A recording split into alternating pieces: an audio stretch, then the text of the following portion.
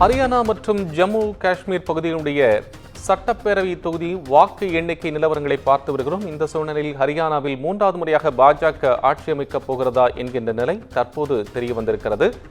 ஆனால் ஹரியானா மற்றும் ஜம்முவில் முதலமைச்சர் முகமாக யார் இருக்கப் போகிறார்கள்? ஹரியானா மாநிலத்தில் 49 தொகுதிகளில் பாஜக முன்னிலை பெற்றிருக்கக்கூடிய சூழ்நிலையில் நயாப் சிங் சைனி முதலமைச்சராக வருவதற்கான வாய்ப்பு இருப்பதாக கூறப்படுகிறது.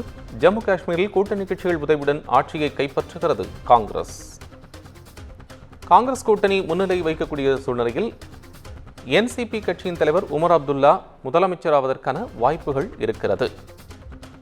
ஜம்மு மற்றும் ஹரியானாவில் முதலமைச்சர்கள் யார் என்கின்ற தொடர்பான தகவல்கள் தற்போது வந்து கொண்டிருக்கின்றன. வாக்கு எண்ணிக்கை இன்று காலை 8 மணி முதல் முன்னிலை பெற்று வரக்கூடிய நிலவரங்களை பார்த்து வரக்கூடிய சூழலில் ஹரியானா மற்றும் ஜம்முவின் முதலமைச்சர்கள் யார் என்கின்ற தற்போதைய தகவல் வெளியாகியிருக்கிறது. விவரங்களுடன் செய்தியாளர் காவ்யா இணைப்பில் 2 இடங்களிலும் இருக்கக்கூடிய முதலமைச்சர்கள் முன்னிலை பெற்று வருவதை அறிய முடிகிறது. காவ்யா, இப்ப இருக்கக்கூடிய சூழல் என்ன?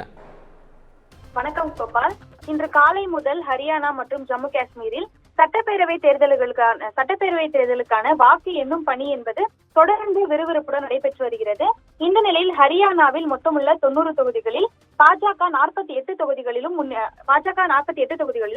காங்கிரஸ் 35 தொகுதிகளிலும் தொடர்ந்து முன்னிலை வைத்து வருகிறது. இவ்வாறாக 46 என்ற பெரும்பான்மை இடங்களை தாண்டி ஹரியானாவில் பாஜக ஆட்சி அமைக்க முனைப்பு காட்டி வருகிறது. இதே போன்று ஜம்மு காஷ்மீரை பொறுத்தவரை 52 தொகுதிகளில் காங்கிரசும் பாஜக 28 தொகுதிகளிலும் முன்னிலை வைத்து வருகிறது. ஆனால் ஜம்மு காஷ்மீரை பொறுத்தவரை இங்கு காங்கிரஸ் மற்றும் தேசிய மாநாட்டு கட்சியின் கூட்டணியானது தொடர்ந்து ஆட்சி அமைப்பதற்கான சூழல் என்பது அதிகரித்திருக்கிறது.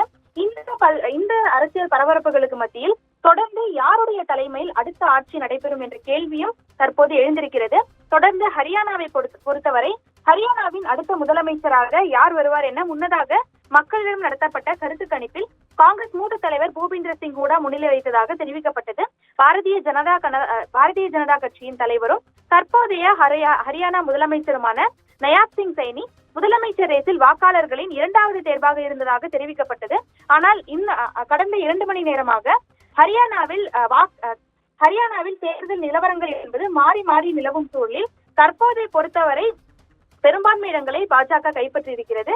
இதன் மூலம் ஏற்கனவே ஹரியானாவில் ஆட்சியில் உள்ள நயாப் சிங் சைனி மீண்டும் ஹரியானாவின் முதலமைச்சராக பொறுப்பேற்பதற்காக தொடர்ந்து முனைப்பு காட்டி வருவதாகவும் தெரிவிக்கப்பட்டிருக்கிறது.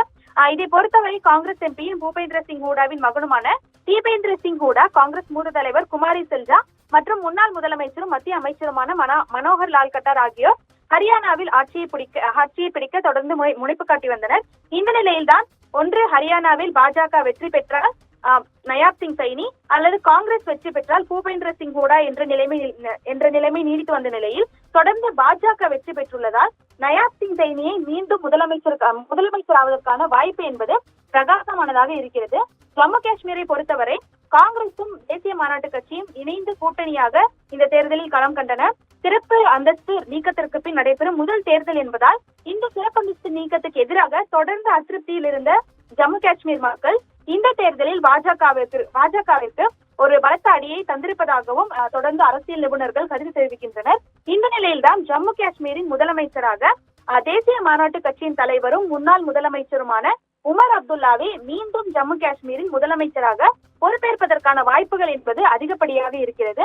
இதற்கு முன்னதாக கடந்த 2009ஆம் ஆண்டு காங்கிரஸ் கட்சியுடன் கூட்டணி அமைத்த பிறகு ஜம்மு காஷ்மீர் மாநிலத்தின் 11வது மற்றும் இளைய முதலமைச்சராகவும் இளைய மக்களவை உறுப்பினராகவும் தொடர்ந்து உமர் அப்துல்லா பதவி வகித்தது குறிப்பிடத்தக்கது.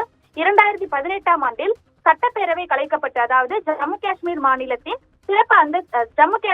சிறப்பு அந்தஸ்து என்பது நீக்கம் செய்யப்பட்ட பின்னர் தொடர்ந்து எதிர்க்கட்சி தலைவராக உமர் அப்துல்லா பதவி வகித்து வந்தார். இதையடுத்து அவர் மீது இந்திய அரசு பொது பாதுகாப்பு சட்டத்தின் கீழ் வழக்கு பதிவு என்பதும் செய்யப்பட்ட நிலையில் தொடர்ந்து நீதிமன்றம் சென்று அவர் மீதான வழக்கு என்பதை அவர் ரத்து செய்யும் நடவடிக்கை என்பதும் தொடர்ந்தது. அவர் இந்தியாவின் ஜம்மு காஷ்மீரின் ஸ்ரீநகர் தொகுதியை பிரதிநிதித்துவப்படுத்தும் 14வது மக்களவை உறுப்பினராகவும் உமர் அப்துல்லா பதவி வகித்து வந்தது குறிப்பிடத்தக்கது. தொடர்ந்து இந்த பல்வேறு அரசியல் சூழல்களுக்கு மத்தியில் உமர் அப்துல்லாவே மீண்டும் ஜம்மு காஷ்மீரின், அதாவது கடந்த 15 ஆண்டுகளுக்கு முன்னதாக தொடர்ந்து ஜம்மு காஷ்மீர் முதலமைச்சராக பதவி வகித்த உமர் அப்துல்லாவே தற்போது ஜம்மு காஷ்மீரின் முதலமைச்சராக பதவியேற்பதற்கான வாய்ப்புகள் என்பது பிரகாசமாக உள்ளது. கோபால், அண்மை விவரங்களுக்கு நன்றி காவ்யா.